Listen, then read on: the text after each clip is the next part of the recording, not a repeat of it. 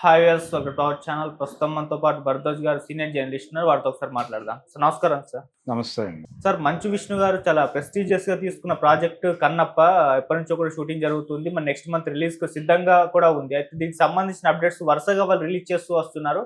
Already teaser 1 release చేశారు. మొన్న ఒక సాంగ్ కూడా రిలీజ్ చేశారు. అయితే కాస్త భిన్నాభిప్రాయాలు వ్యక్తం అవ్వడం మనం చూస్తున్నాం. అయితే ఇవాళ మార్నింగ్ టీజర్ 2 ఒకటి రిలీజ్ అయింది సార్. మరి అది కూడా సోషల్ మీడియాలో కాస్త ట్రోలింగ్‌కు గురవుతున్నట్టుగానే కనిపిస్తుంది. మరి మీకెలా అనిపించింది? అది ఆకట్టుకుందా ఆ టీజర్? లేదా సార్, మీ ఒపీనియన్ ఏంటి ఆ టీజర్ పైన? అంటే వాళ్ళు ఏది చెప్పదలుచుకున్నారో అదే చెప్తున్నారు సినిమాలో అనేదైతే అర్థమైంది. హ్మ్. అంటే ఒక నాస్తికుడు హ్మ్. భక్తి మార్గంలోకి ఎలా ప్రయాణం చేశాడు అనేది ఒక ప్రధానమైన లైన్‌గా తీసుకొని కథా నిర్మాణం జరిపారు. హ్మ్. అంటే పాత కన్నప్ప ఛాయలు దీనిలో కనిపించకుండా ఈ జాగ్రత్త తీసుకున్నారు వాళ్ళు. ఈ జాగ్రత్త తీసుకోవటం అనేది అంటే దానిలో ఆర్గానిక్‌గా జరుగుతుంది. అదంతా అండర్ ప్లే అవుతుంది. దీనిలో దాన్ని పై లేయర్‌లో చెప్పాలనుకుంటున్నారు. అయితే ఇక్కడ ఆస్తికత్వము అనే గొడవ కంటే కూడా వాస్తవానికి జరిగిందేంటంటే, ఒకవేళ అతను ట్రైబ్స్‌కి విడిగా వాళ్ళ దేవీ దేవతలు వాళ్ళకుంటారు. వాళ్ళ ఆచార వ్యవహారాలు వేరు. ఇప్పటికీ ఏ ప్రాంతానికి ఆ ప్రాంతానికి దేవుళ్ళున్నారు మనకి. అయితే ఒక ప్రాంతం మొత్తానికి ఒక దైవాన్ని అంగీకరింపజేయటం అనే ప్రోగ్రాం కూడా ఒకటి జరిగింది. హ్మ్. అందులో భాగంగానే ఈ ట్రైబ్స్ శివుడిని కొలవటం అనే దిశగా నడిపించటం.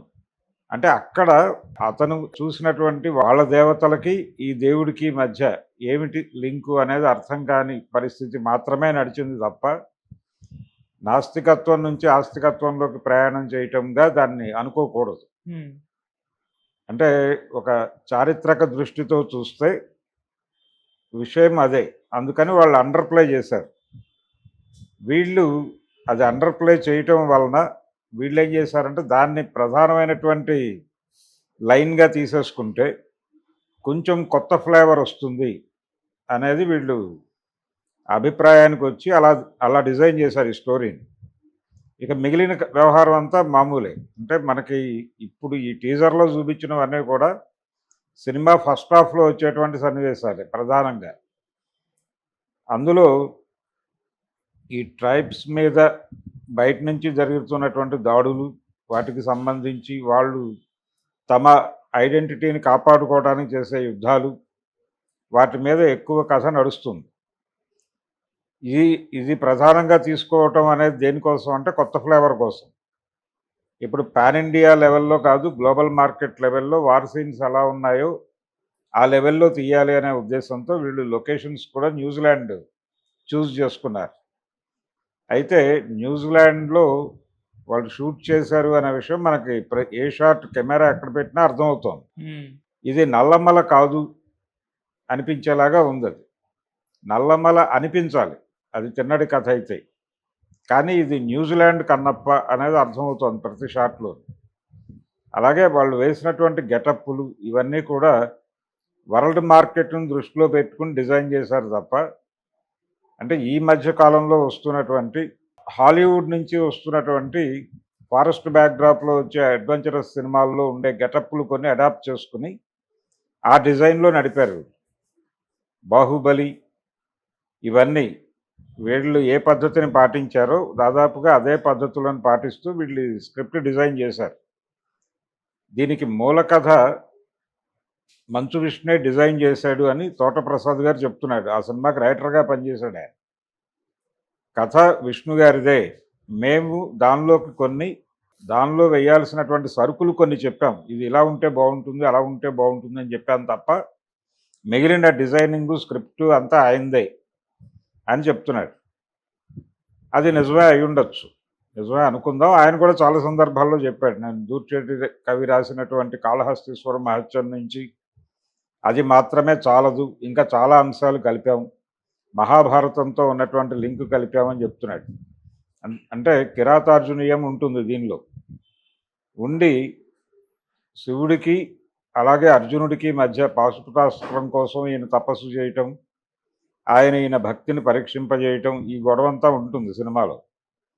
అది ఈ టీజర్లో ఎక్కడా ప్రస్తావించలేదు.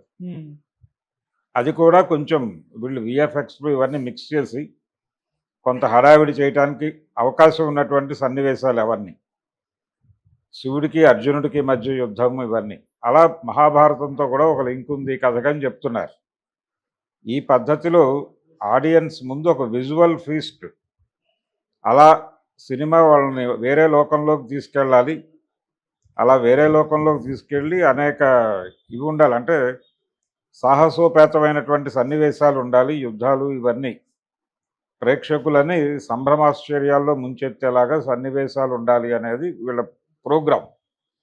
దానికి అదే ప్రధానంగా తీసుకుని డిజైన్ చేశారు.